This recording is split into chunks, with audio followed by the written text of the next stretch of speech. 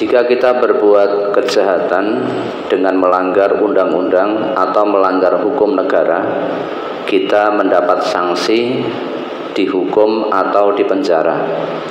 Pelanggaran atau maksiat di atas, jika menurut agama mendapat sanksi berdosa dan akan mendapat hukuman di akhirat.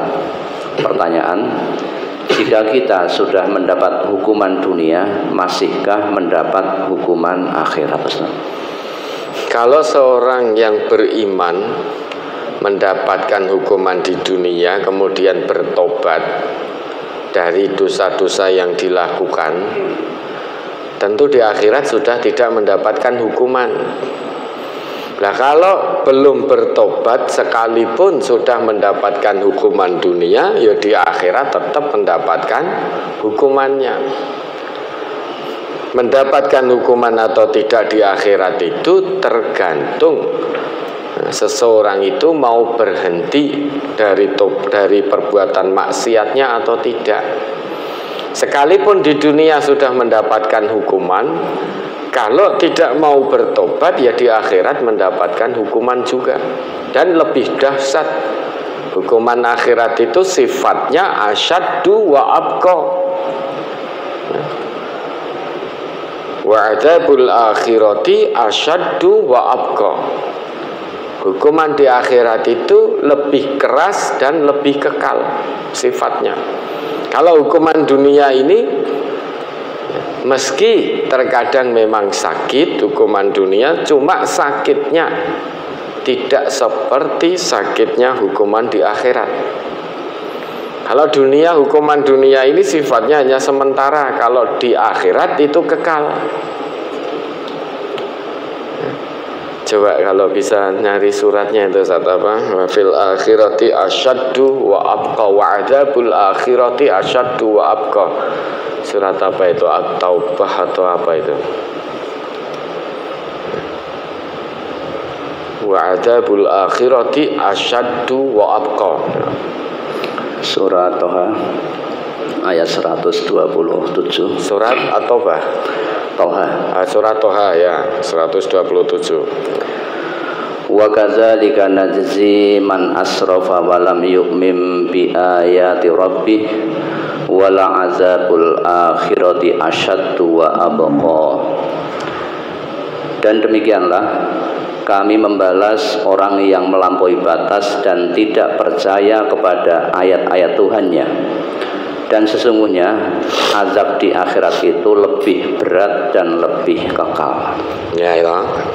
Jadi orang yang melakukan satu perbuatan dosa kok tidak mau bertobat,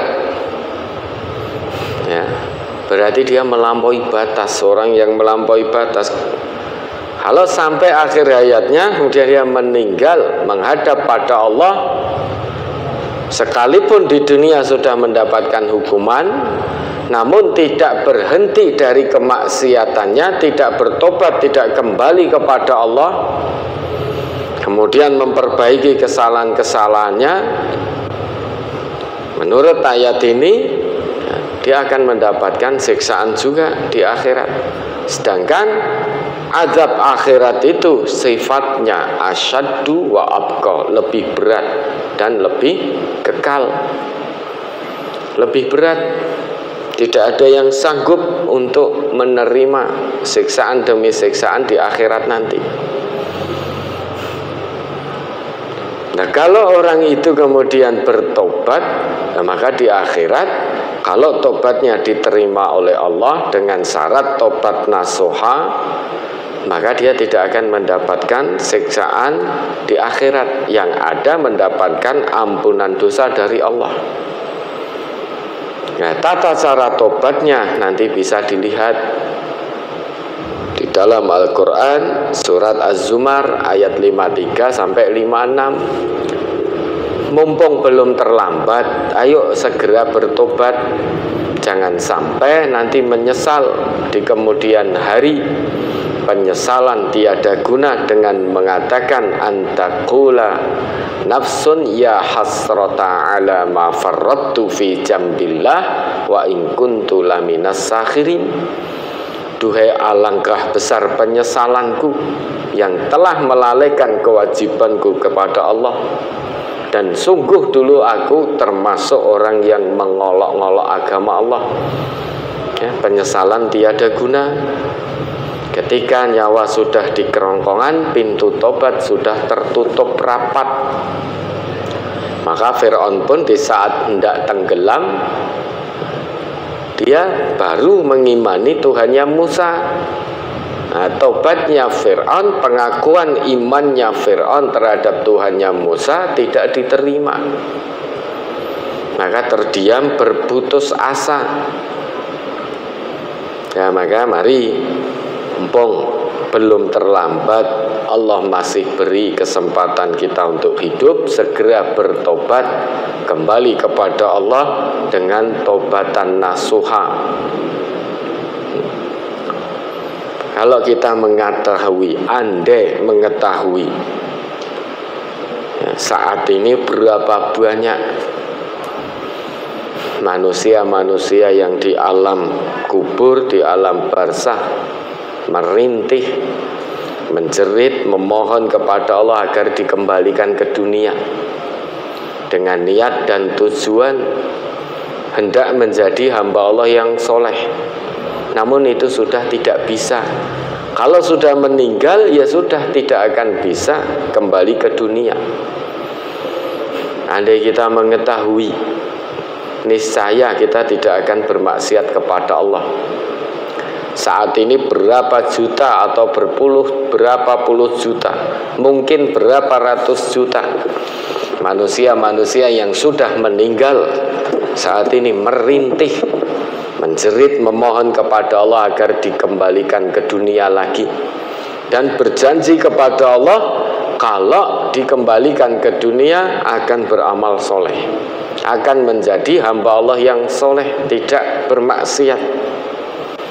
Sekiranya manusia mengetahui itu, niscaya tidak akan ada manusia yang berani berbuat kedurhakaan kepada Allah. Maka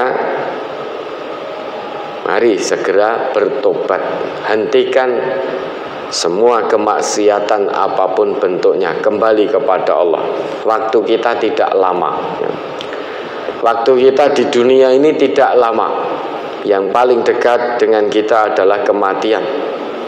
Kenapa? Karena kita tidak tahu kapan mati kita, di mana mati kita, dengan sebab apa kematian kita. Kita tidak mengetahui.